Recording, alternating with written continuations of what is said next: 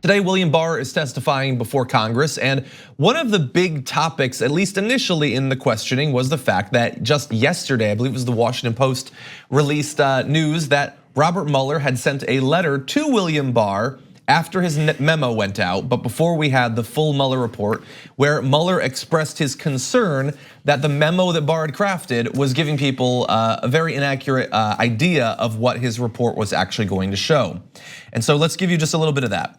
The summary letter the department sent to Congress and released to the public late in the afternoon of March 24 did not fully capture the context, nature, and substance of this office's work and conclusions. There's now public confusion about critical aspects of the results of our investigation. This threatens to undermine a central purpose for which the department appointed the special counsel, to assure full public confidence in the outcome of the investigation. So Mueller was concerned that media coverage of the obstruction investigation was misguided and creating public misunderstandings about the office's work. And not randomly, by the way, Barr was inaccurately describing what we would eventually learn from the Mueller report in producing whatever Donald Trump needs to say no collusion, no obstruction. That was what the memo was. The Mueller team, we knew didn't like it initially. Almost immediately, news was released that people on the Mueller team had an issue with it. But then Mueller himself sent the letter. And so when you found that out yesterday, what'd you think? Okay, so what I was thinking is pretty obvious. We can see that coming because as it happened, as you mentioned, a few people on the Mueller team were pointing out how upset they were, and those folks can be thrown aside as disgruntled small-time employees that don't know what they're talking about. When in reality they're part of the team. So I think eventually it had to come forward that either Mueller had to give his opinion on it, his true thoughts on it, because that's the name on the report, and. Secondly, so I'm not surprised that eventually this had to come out because it had to have been a collective thought process for the entire group of people who were investigating. But secondly, it seems like the way that, from what I could tell, the way that the report was put together, it still left it up for potential corrupt individuals or people looking to cover for a corrupt president to continue to do so. So there was this trust still put into a normal process.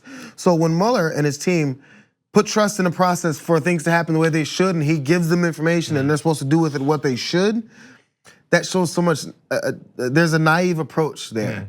So you can't do things by the book when the people you're giving it to refuse to do so. Yes, but what I would say is one of the ways that it was inaccurately portrayed in the memo was, you're right that Mueller didn't pull the trigger on some of this stuff, but Barr told people in that memo that Mueller had left it to him to decide, which is not what the report says. What the report says is, we believe this, in my view, BS DOJ regulation that the president can't be indicted. And so there's no point in engaging in actually trying to say he obstructed justice or he did not. So instead, we're gonna lay out the evidence and then we're gonna have a couple of paragraphs about how Congress might be the one that needs to adjudicate this.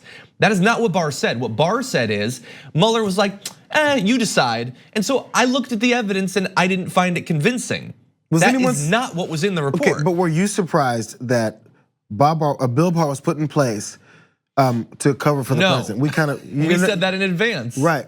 How is it that you, John Iadarola, and everyone else that was thinking clearly could see that coming, but somehow Mueller and his team couldn't see that coming enough to hand it over and say, I'm sure you guys will do the right thing. You won't say anything for it. You won't taint the public. You won't say things out in front of it ahead of time, and also still not give it to the Congress that I explicitly said it should go to. Well, how is it smart people that do this for a living didn't get that, but idiots like us did? Yeah, but he did pull the strong move of sending a private letter to Barr that we would only find out about weeks and weeks later after the report was actually released. Look, I 100% agree with you, very disappointed in the way that this was managed. There is still sort of a chance, a small one, to fix this situation. That is if and when Mueller testifies before Congress himself. If he testifies in the same sort of well, I don't want to decide anything, that's on you guys, then that's gonna be a big issue. But if he makes clear the issue that he had with the way Barr portrayed the actual report, if he makes clear how serious they consider the evidence of potential obstruction of justice, then that could help to solve the situation a little bit. But there's another problem, and that brings us to the testifying today, because some people are taking issue with the last time that Barr testified. This is back on April 10th. So this is before the Mueller report, but after the Barr memo and after the letter from Mueller that we were just talking about. Take a look at this very brief interaction between Representative Van Hollen and William Barr at that point. Did Bob Mueller support your conclusion? I don't know whether Bob Mueller supported my conclusion. That is potentially an issue because he's under oath there and he's implying that Mueller thinks things, I don't know what, how could I know? He's gotten the letter. We now find out he'd had conversations with Mueller specifically about that letter, about the concerns that Mueller and his team had. And there he's saying, I don't know, who could possibly know?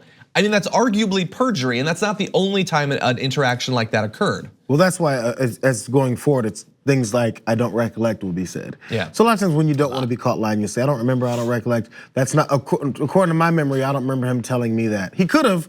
I just don't remember that. So I'm not lying yet. Yeah, and there was a lot of lying. We can't go through all of it. A lot of people will, thank God, because we don't have time for it. But weird little lies, like Lindsey Graham. He asked him, did you have a problem with how Comey handled the Clinton case? And Barr said, yes, I said so at the time, because that's the narrative they want now, that the problem was really Hillary Clinton. But that's not what Barr was doing at the time. On October 31st, 2016, he wrote an op-ed for the Washington Post called "James Comey Did the Right Thing." But that was only in the Washington Post, so how could anybody possibly remember it? That was tongue in cheek. It was tongue in cheek, yes, exactly. Like most Washington Post op-eds.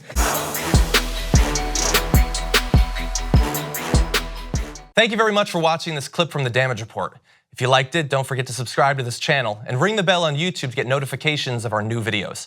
And of course, you can catch the full Damage Report live every weekday at 1 p.m. Eastern, 10 a.m. Pacific on TYT Network on YouTube TV.